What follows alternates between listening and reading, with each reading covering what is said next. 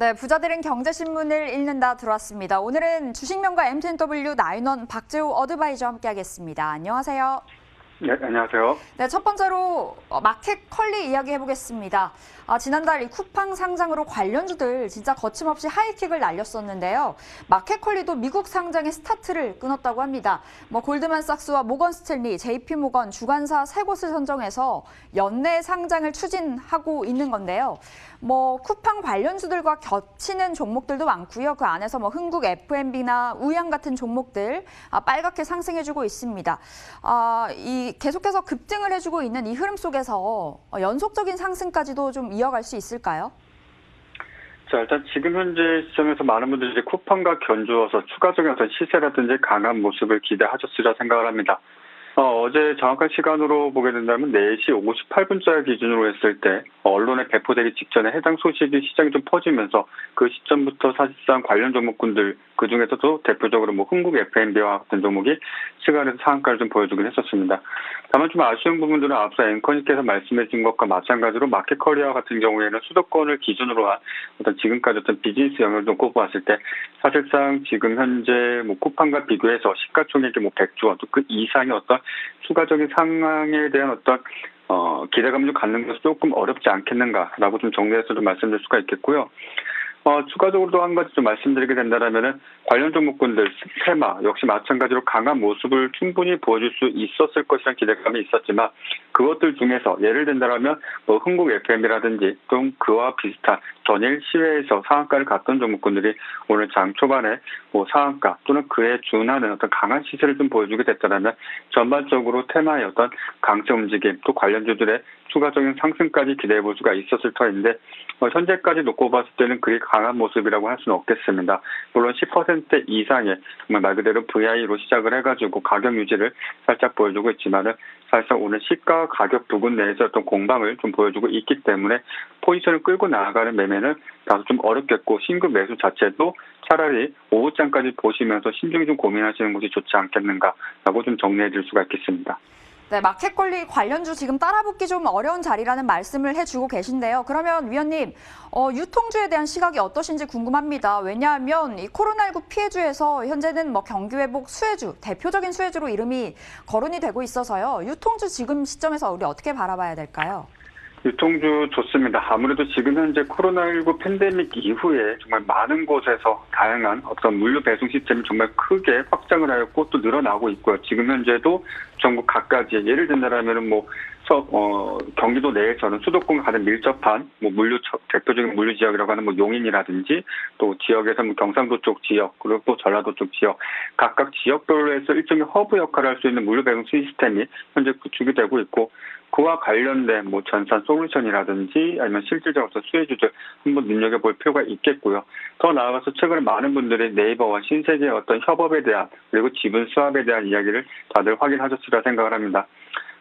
이 내용은 사실 여러분께서 여러 가지 관점에서 볼 수는 있겠지만 기존의 오프라인과 온라인의 협업이라고 좀 보셔도 될 것이고 사실상 막강한 어떤 유통 물량 또는 유통 체계를 갖춤으로써 지금 현재 확장되어 가고 있는 이커머스 시장에 대한 어떤 지배력을 더욱더 강화하겠다라는 그런 어떤 포석을 깔고 있다고 좀 보시면 될 것이고요. 그런 부분들에 있어서 중장기적 관점에서는 사실상 그와 관련된 중소형주 위주의 어떤 포지션을 끌고 갈 수가 있겠으며 중소형주 같은 경우에는 사실상 이슈에 상당히 좀 민감하게 반응을 합니다. 앞서 쿠팡에서도 그러하였지만은 지금 현재 마켓컬리 역시 마찬가지로 이슈에 따라서 강한 모습을 보여주고 있습니다. 다만 이제는 쿠팡과 관련된 어떤 이슈에 따른 움직임들이 정말 말 그대로 재료에 의한 시가총액이 작은 중소형주들 위주의 어떤 움직임이었기 때문에 앞서 쿠팡의 어떤 사례를 기억하실 필요는 없겠고요.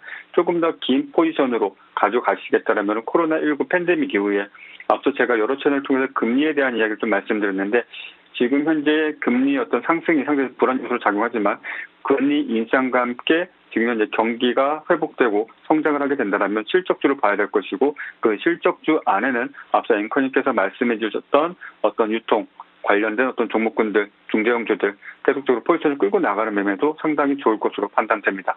네, 유통주 긍정적으로 평가를 해주셨는데요. 그 안에서 진검승부 가능한 실적주 바라보자라는 이야기로 정리해볼 수 있을 것 같습니다. 자, 두 번째 기사입니다. 한때 정말 긴 터널을 이어갔었죠. 조선과 해운이었는데 그 힘들었던 때가 이젠 기억도 안 납니다. 오늘만 해도 호재가 몇 개씩이나 전해졌는데 일단 삼성중공업이 또 한 번의 축포를 터뜨렸습니다. 이 대만 에버그린 선사로부터 이 20척을 발주 계약을 받았고요.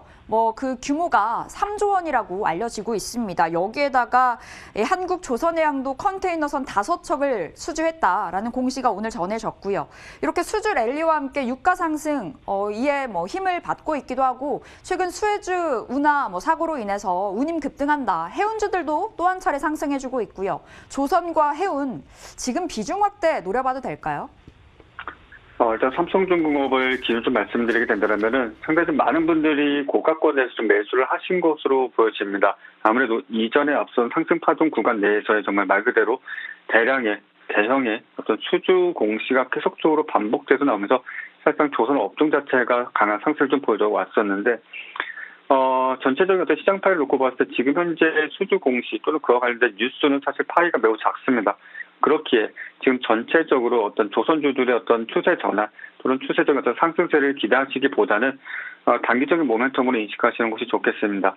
더 나아가서 삼성중공업은 엊그제 그리고 어제 좋은 모습을 보여주고 있고 상승세를 현재까지 좀 이어가고 있는 과정 중에 있습니다만 전형적인 어떤 기술적 반등 또는 앞서의 어떤 상승 파동 구간 내에서의 어떤 수급 상황에 따른 자연스러운 어떤 상승 과정을 이해하시는 것이 좋을 것이고요.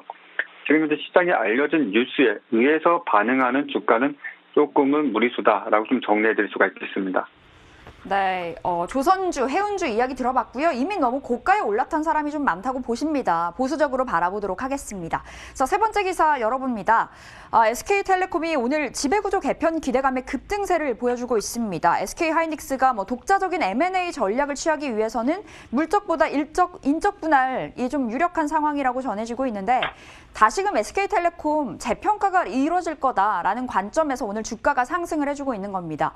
또 여기에다가 이 고배당도 중요한데 정말 이 약속을 어기지 않는 안정적인 배당이 중요하잖아요. SK텔레콤은 약속을 어기지 않고 있는데 어제 발표 있었죠?